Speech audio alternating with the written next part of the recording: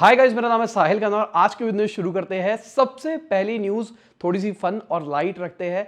Amazon के अंदर भाई लॉर्ड ऑफ द रिंग्स, इसको मैं अपनी इंजीनियरिंग के अंदर कहता था कभी ना खत्म होने वाली मूवी का प्रीक्वल आने वाला है। तो उसकी एक सीरीज बन रही है। तो इसके ऊपर जो जेफ बेजोस है उनके बेटे ने बोला था कि भाई कुछ खराब मत कर देना। और लॉर्ड ऑफ द रिंग्स मुझे याद है जब मैं इंजीनियरिंग करा करता था तो मेरा दोस्त और मैं देखते थे और इस पिक्चर को हम कहते थे कभी ना खत्म होने वाली, कि भाई पिक्चर खत्म हो गई है, सब मर चुके हैं, सब कुछ चल रहा है, तब भी आधे घंटे की पिक्चर बची है।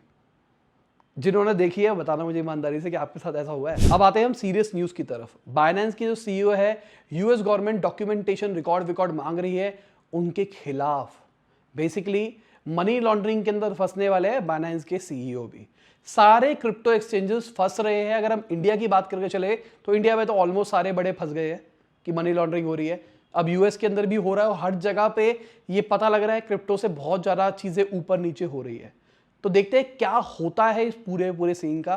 क्या एक ग्लोबल रेगुलेशन निकल के आएगी? जो बात करते थे क्रिप्टो डीरेगुलेटेड है, क्या उसको रेगुलेट किया जाएगा? क्या किया जाएगा वो देखते हैं। अगर हम थाईलैंड की बात करके चलते हैं तो उन्होंने तो एडवर्टाइजिंग के ऊपर रूल निकाल दिया है जो इंडिया के अंदर पहले से आ चुका था कि अगर आप क्रिप्टो के रिगार्डिंग कोई भी ऐड दिखा रहे हो तो आपको बताना है कि भाई ये रिस्की है और जेन्युइनली रिस्की है। अगर आप क्रिप्टो लेके चलो तो यार बहुत सारे प्लेटफॉर्म्स ने विड्रॉल को रोक दिया है, तो आपके पैसे फंस गए हैं और फंस गए मतलब जीरो हो गए हैं। आप सोच के बैठे तो पैसा बढ़ेगा बढ़ेगा, ये होगा वो, पैसा फंस गया। सारे मिलके हमको पागल बना रहे हैं। अगली खबर रशिया से है और ये भी बहुत खतरनाक न्यूज है अगर इस चीज को हम समझने की कोशिश करें। जो वहां की सेकेंड लार्जेस्ट ऑयल कंपनी है, उनके जो चेयरमैन है वो एक्सपायर हो गए हॉस्पिटल की विंडो से गिर के। इंजरीज हुई है और उसकी वजह से वो मर गए। पर बात ये नहीं है, बात ये है कि पिछले कुछ महीने के अंदर दूसरे बंदे हैं जो कि टॉप लेवल पे थे इस कंपनी के अंदर, जो इस तरीके से मरे, मतलब मिस्टीरियस सर्कमस्टांसेस के अंदर मरे। तो भाई ये बड़ी चीज़ है अगर आप इस चीज़ को समझने की कोशिश करो। अब हमने पिक्चरें बहुत देखी है ना, तो पिक्चरों के अंदर तो भाई कुछ ना कुछ तो गलत लगता ही है।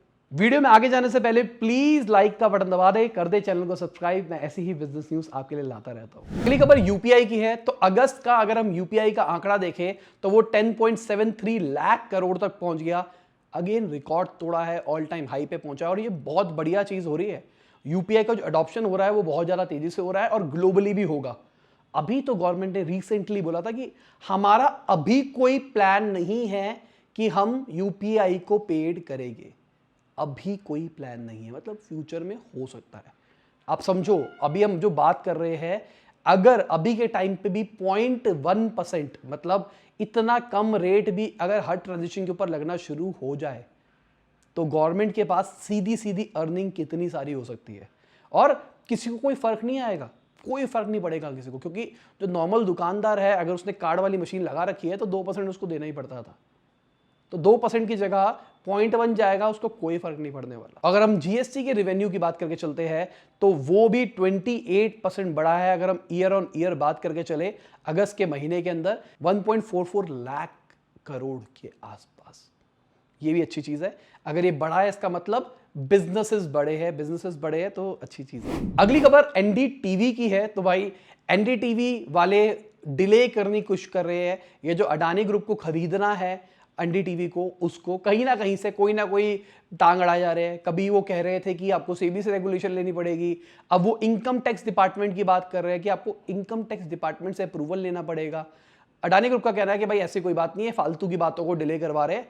अभी ये जान करके पैसे इकट्ठे करने की कोशिश कर रहे होगे मेरे हिसाब से, मतलब मुझे नहीं पता ये पक्का है या नहीं है, पर मैं कॉन्स्पिरेसी वाली बात करके चल रहा हूं कि अडानी ग्रुप ने खरीद लिया है। अब एनडीटीवी अपने आप को बचाना चाहता है। अब अगर वो बचाना चाहता है तो उसको पैसों की जरूरत है। वो पैसे कहीं से इकट्ठे कर रहा है, तो पैसे इतने कोई पैसे 10 रुपये 20 रुपये तो है नहीं, 400-500 करोड़ रुपया कहाँ से आएगा? इतना पैसा कहाँ से आएगा? तो ये इकट्ठा करने में उनको टाइम लग रहा होगा, तो वो इकट्ठा करके ये दे देंगे और अपना एनडीटीवी शायद बचा लेंगे।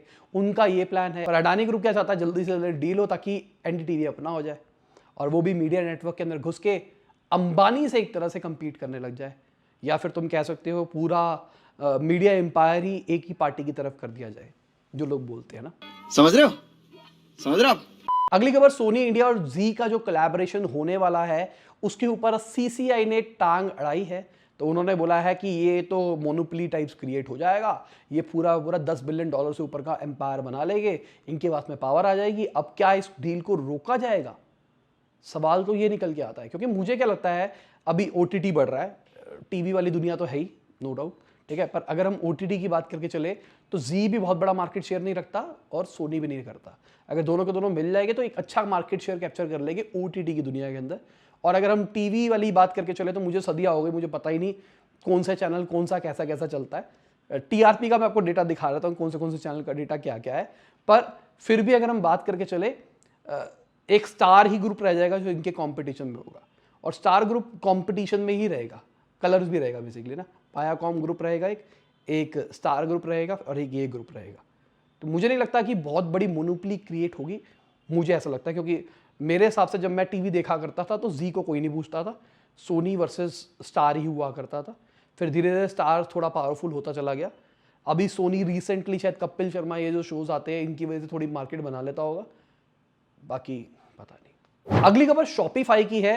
तो यूएस के कोर्ट ने उनको $40 मिलियन देने के लिए कहा है, क्योंकि उन्होंने एक्सप्रेस मोबाइल के कुछ पेटेंट का इन्फ्रिंजमेंट किया है।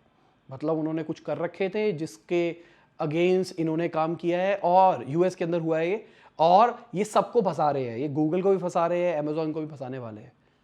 है क्या कलेश भाई, मतलब मुझे डर क्या लगता है, अभी हम भी टेक में घुसने वाले हैं, आप भी फ्यूचर में कोई टेक स्टार्टअप शुरू करोगे। अब हम सारे पेटेंट थोड़ा ना देखते रहेंगे भाई किसने किस चीज़ का पेटेंट किया हुआ है, क्या नहीं कर सकते। कोई बेसिक टेक्नोलॉजी वाला सीन हो उस पर पेटेंट करा रखो, ये तो गलत बात हो जाएगी ना अगर ऐसा हुआ तो। पर बाकी टाइम बताएगा कि, मतलब मैं थोड़ा रिसर्च करूंगा फिर बताऊंगा कि ये पेटेंट था क्या। अगली खबर, बॉम्बे शेविंग कंपनी के जो CEO है उन्होंने एक तरह से माफ़ी मांग ली है। उन्होंने कहा भाई मैं हार गया। अभी उन्होंने रिसेंटली कहा था 18 आवर्स काम करने के लिए जो यूथ है उसको, उनको कहा था कि काम करो मेहनत करो अभी अपने अर्ली टाइम के अंदर, और मैंने भी उसका सपोर्ट किया था। पर बहुत सारे लोगों ने क्रिटिसाइज़ किया, मुझे भी कमेंट सेक्शन के अंदर, और उनको भी बहुत ज़्यादा किया गया।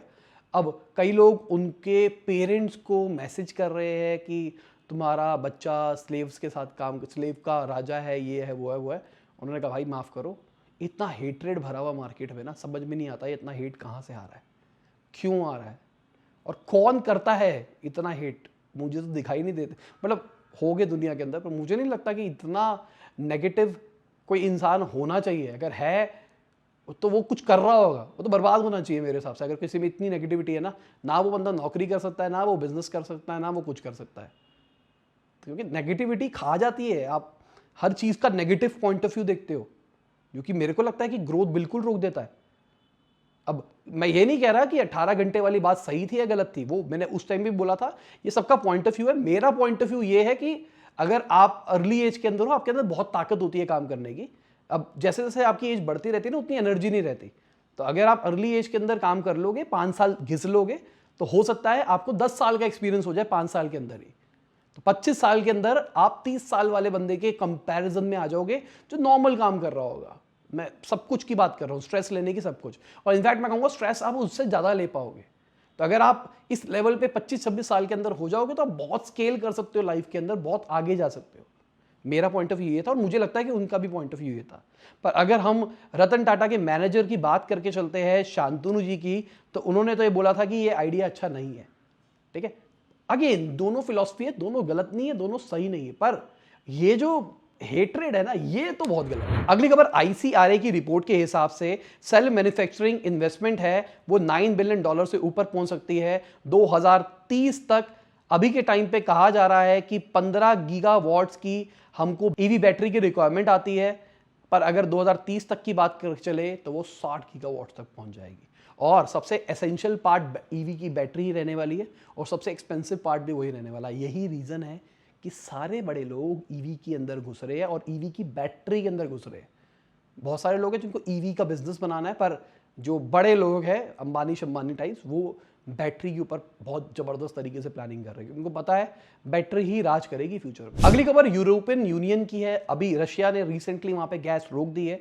अब गैस रुकने की वजह से वहां पे प्राइजेस बढ़ेंगे, सीधी सी बात यह है। तो वो सोच रहे हैं कि कैसे इन प्राइजेस को रोका जा सके। तो ये कैप लगाने की कोशिश कर रहे हैं कि कैप लगा दे कि इससे ऊपर प्राइस तो ना जाए। साथ में वो इलेक्ट्रिसिटी की कंजम्पशन को भी कम करने का देख रहे हैं। देखते हैं कैसे होता है, क्या होता है। अगली खबर लुफ्तांजा एयरलाइन की है। तो दिल्ली के अंदर भाई बहुत जबरदस्त एयरपोर्ट के बाहर प्रोटेस्ट टाइप्स हुआ। जो लोग जा रहे थे लुफ्तांजा की एयरलाइन के अंदर, स्पेसिफिक जगहों पे बिल्कुल फ्लाइट कैंसिल कर दी गई, 800 लोगों को छोड़ दिया गया। और ये कहा जा रहा है हड़ताल वड़ताल चल रही थी और प्लान हड़ताल थी। उसके चक्कर में ऐसा हुआ है, पूरा दिन फ्राइडे का पूरा दिन फ्लाइट नहीं चलेगी लुफ्तांजा की। अभी जो शूट कर रहा हूँ अभी नहीं चलेगी। अब अगर आप कल देख रहे हो तो मतलब लॉजिकली सैटरडे को लाइव होगी, तो कोई नहीं चली होगी। तो बहुत बड़ी चीज़ है। अब लोग तो ये कह रहे हैं भाई हमको ऑल्टरनेट फ्लाइट दो ना, हमको क्या टेंशन लेनी, हमने बुकिंग कराई है, तुमसे पहले से करा रखी है, तो तुम्हारी रिस्पॉन्सिबिलिटी हमको भेजना वहां पे। अगली खबर अडानी एंटरप्राइजेस की है। तो वो निफ्टी 50 में आ सकता है। श्री सीमेंट को रिप्लेस करेगा 30 सितंबर को।